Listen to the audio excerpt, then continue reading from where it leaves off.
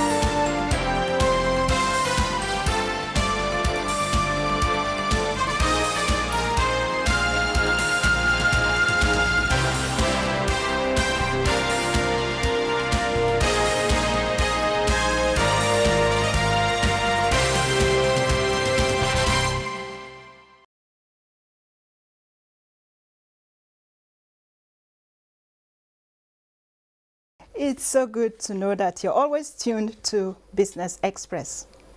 The federal government says it is currently reviewing concerns around customs duty on electricity meters in order to make the equipment more accessible to power users. The followed complaint by power distribution companies over the cost of duty on meters, a development that has made many meters remain uncleared at the ports authority. The managing director, Abuja Electricity Distribution Company, NS Mupawaya, says this was while he was hosting the Minister of State for Power, Godi Jeddah Agba, who inspected facilities at the headquarters of the DISCO in Abuja. Goes to copy what AEDC has here. If others copy what they have here, we'll have better improvement and services. And I don't think anybody is thinking of dismantling DISCOs. We are able to get customer complaints and manage the rate at which we are resolving them. Now, that system is anchored on a more robust commercial management system, which we use internally to improve process efficiencies. In another business development, the Central Bank of Nigeria, CBN, says it has set aside about 432 billion naira to fund the value chains of 9 commodities in the 2020 farming season.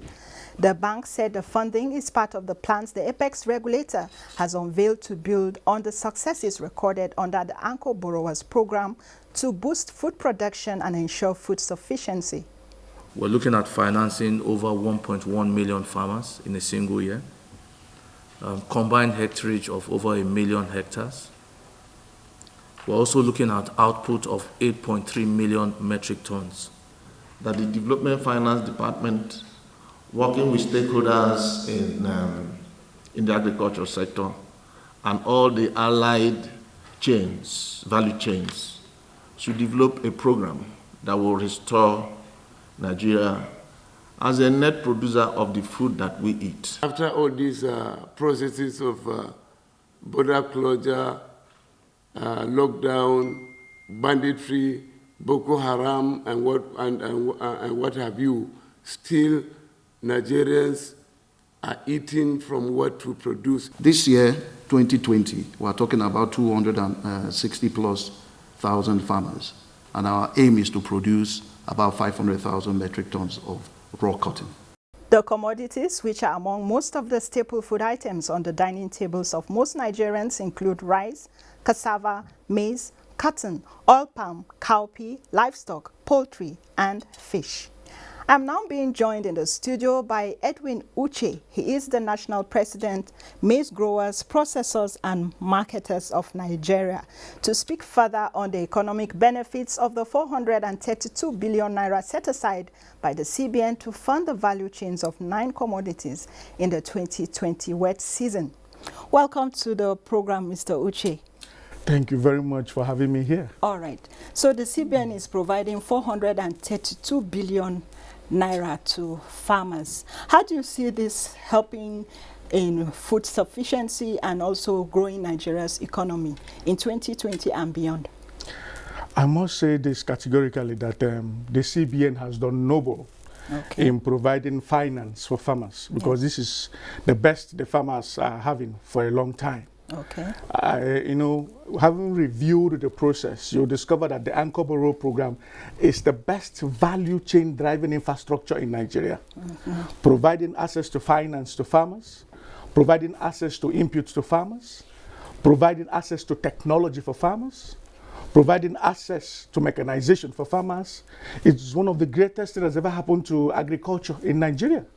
So I must commend His Excellency, the President of the Federal Republic, Muhammadu Buhari, and also commend the Governor of the Central Bank for making it possible for our farmers to benefit from the Anchor Borrow program. Okay, so what are some of the guidelines and requirements for associations, organizations like yours to access this finance?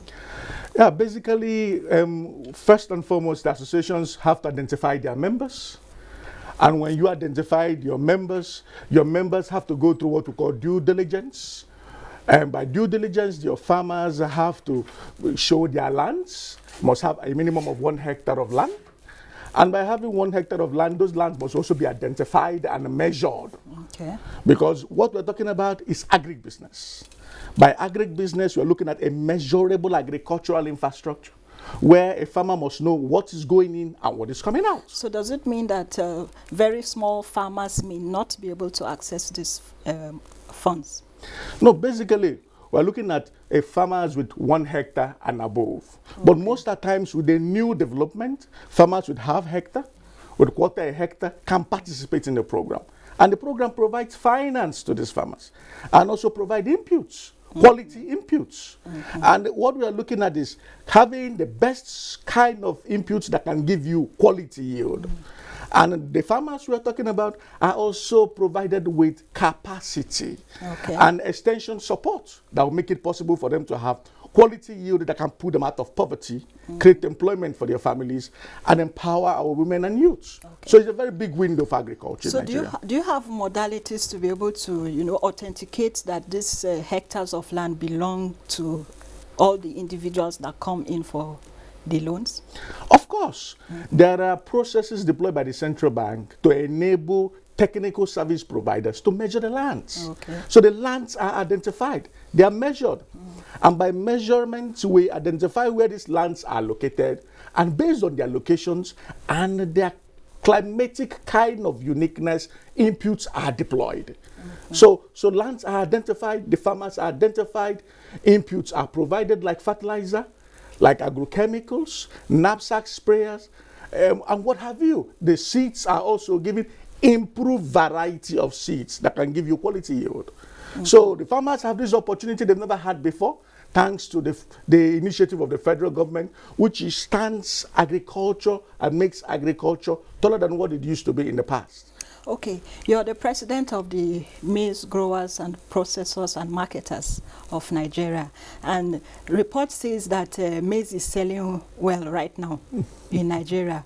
So how well do you see the price of maize, and is it able to, you talked about quality of the products, so how well will maize be able to sell outside of Nigeria to generate foreign exchange? Today, we as farmers are enjoying not only just bumper harvest, but quality pricing. And that's exactly what the Anchor Borrow program offers too. You know, most of the times we've had situations where farmers cultivate and they're underpriced. You know, off-takers come around, buyers come around, buy from the farmers without the farmers making profit. But today, our farmers can sell at premium price, make money, and come out of poverty. And as I speak to you, our farmers are also growing based on specification. When you talk about export, Exported maize are grown based on specification. You know, the international market requires a particular type of maize from you. The industries require a particular type of maize from you. So what we do is engineer our farmers, educate our farmers, position our farmers to grow maize based on specification to meet industrial use, local consumption, and also foreign exports. So are they meeting those needs? Of course they are. Okay. The farmers are. You know, the problem with agriculture in Nigeria is that most of the times there's this gap that exists between the farmers, the service providers, sometimes the government and other stakeholders. So what the Anchor Borrow program is doing is also to bridge the gap. By bridging the gap, the farmers are provided with information. The farmers are trained based on global best practice on how to grow maize and grow them in such a manner they can make profits. So, and also advance some level of technology that will enable them carry it out in an industrial manner. So that is just it. Okay, let's talk about other commodities. There are other commodities on the table to be funded. We have cotton as an example.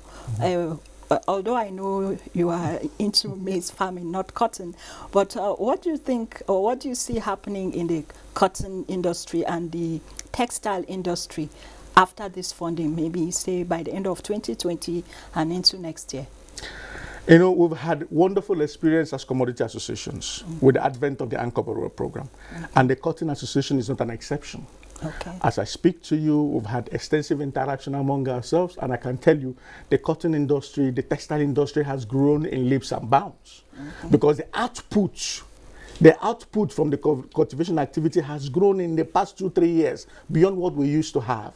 And the federal government, the central bank is committed, you know, in providing support to virtually every commodity association to enable them scale up production and support the federal government drive for food security.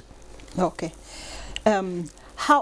Let's say all these commodities are going to be funded in this year, 2020.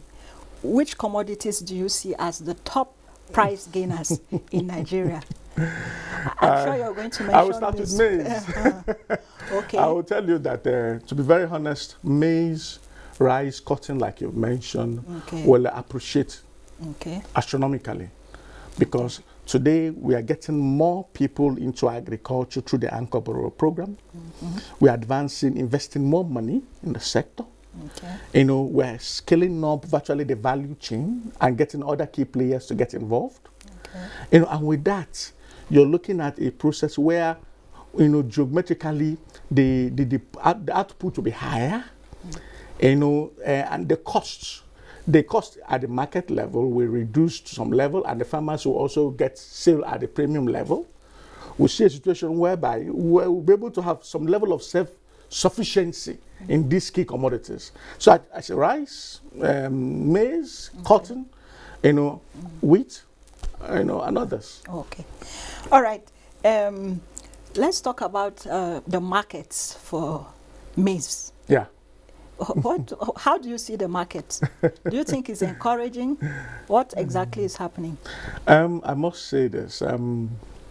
Considering what has been in the past, the market is appreciating. Okay. The farmers are getting better value for cultivation. Okay.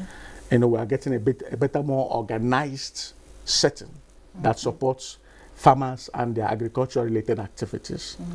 So we see a maize environment that is semi-regulated through commodity associations, and also good interface between commodity associations and the market to be able to create balance in pricing.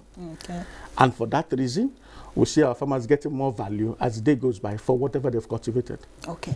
The CBN, when it announced the 432 billion naira funding, also mentioned that it is looking at how it can get zero interest funds for the farmers.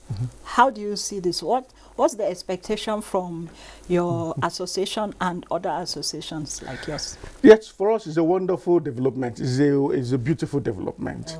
And I know, you know, in agriculture, processes are developed and harnessed with time. With the announcement, we are looking forward to a time where our farmers will be able to get more money to do what they are doing. And we're looking at a situation where we'll begin to see balance in bargain as it has to do with the commodities. You know, we're also looking at a situation whereby the space will be more open. that will allow other players come in and take responsibility. So for us, it's a welcome development. Okay, before I let you go, let's have your assessment or your rating of the CBN's Anchor Borrowers Program from since when it was incepted. I as a person, will talk as Dr. Uche. Okay. For me, the CBN Anchor Borrower Program has done wonderfully well. You know, today when most people talk about agribusiness, talk about agricultural value chain, and I always ask them, what program of the federal government in the past have well-defined agricultural value chain? And it's just the Anchor Borrower Program. That is why today we call our president the farmer's president. We call him the president who loves the farmers. Because whether you like it or not, the policy has stood by the policy, encouraged the policy. We've had the program successfully for how many years, and the value, everybody can see it. So we were looking at a program that has enhanced cultivation, value for cultivation, that has strengthened mechanization, that have also strengthened off-taker infrastructure and warehouse system in Nigeria, that have scaled up and opened up doors for more farmers to come in, that has beautified agriculture and given the young people opportunity to come in and get involved in agriculture, that also has helped us to build a measurable platform where once you're going into a particular crop, you know exactly what you need to put in, you know what you're getting out, you know what you're projecting, and you know exactly how to plan. Like I always tell people, Anchor Borrower Program adds beauty to agriculture. Okay, let me quickly take you up on something else before you go. Yeah. Are you sure, or do you think that the farmers are going to be able to meet the conditions? I know we talked about something similar from the beginning of our discussion.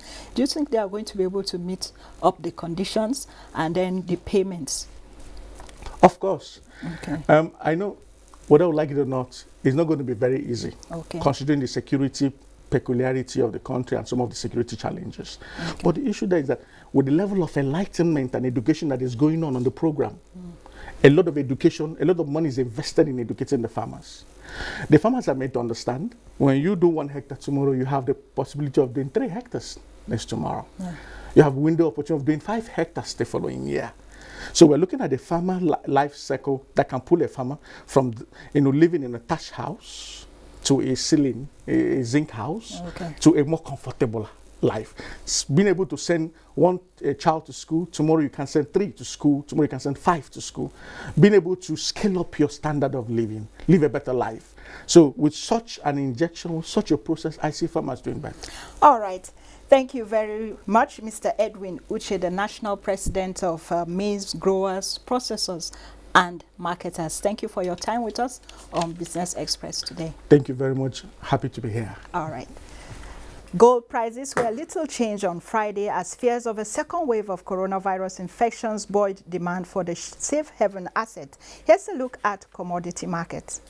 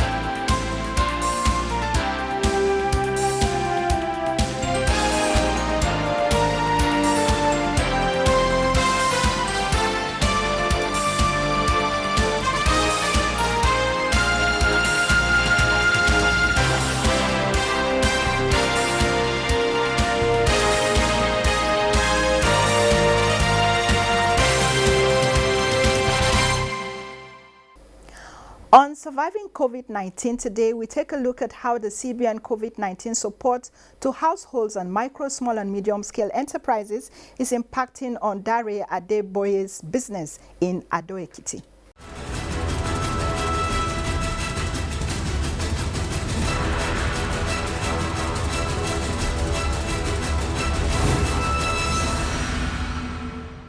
Dare Adegboye, a 2018 graduate of Theatre and Media Arts from the Federal University, Oye-Ekiti, is among the unemployed Nigerian youth who was managing at a piggery farm far away from his residence in Ayegbaju, Ekiti.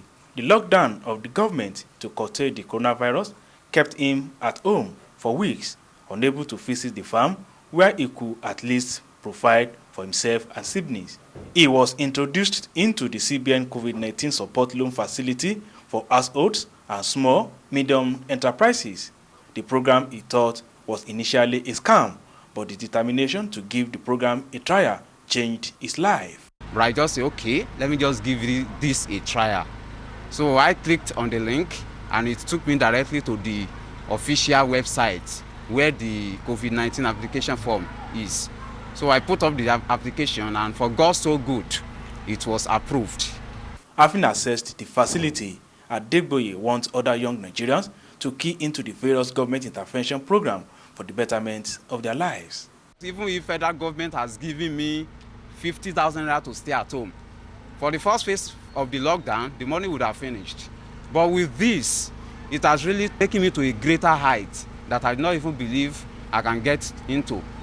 All that is required for people to apply for this COVID-19 targeted credit facility is for you to show that COVID-19 has really affected your livelihood, one, and for those in small and medium enterprises to show that COVID-19 has really affected their business. With this program, Dare Adegboye is not only an employed youth, but also an employer of labor whom the CBN initiative has taken out of poverty. The CBN COVID-19 support scheme is with 5% interest rate payable within 1 to 3 year period, and it comes with 3 months honorarium.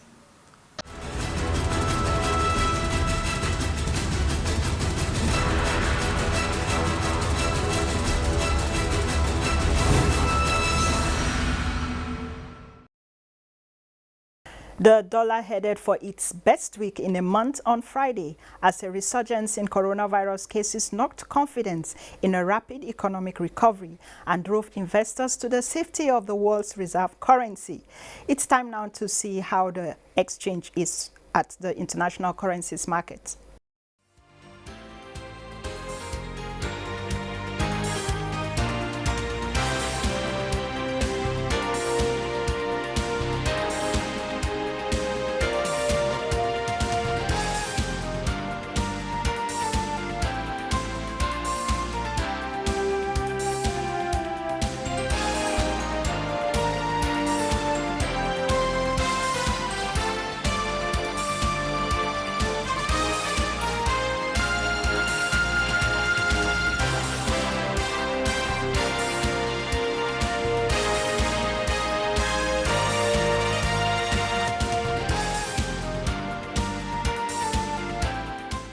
The equities market closed on a downward note this Friday.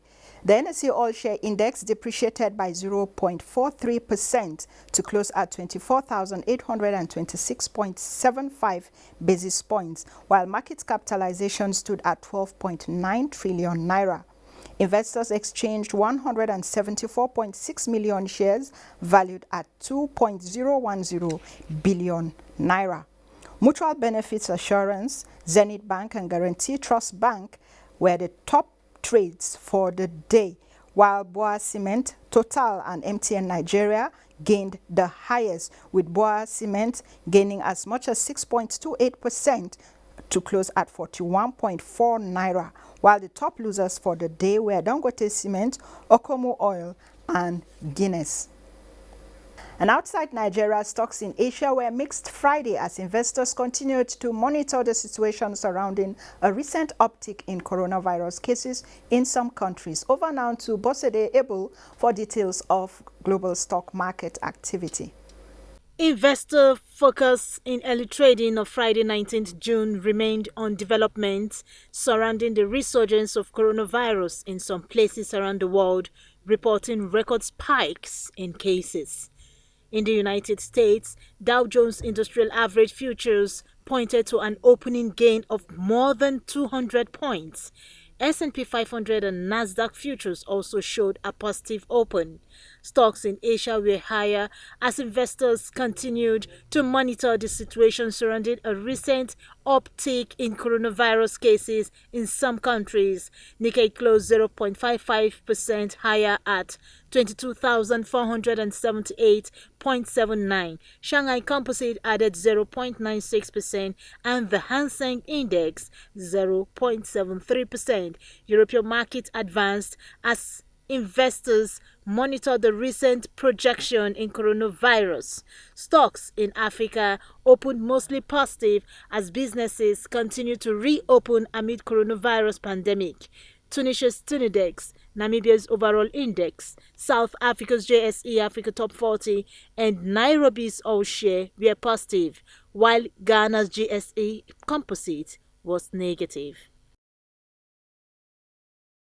And with the Global Market Report, we end this episode of Business Express. Don't forget you can access all previous episodes on YouTube and you can communicate with us on Twitter. The handle is @NTA News Now. The hashtag is BizX.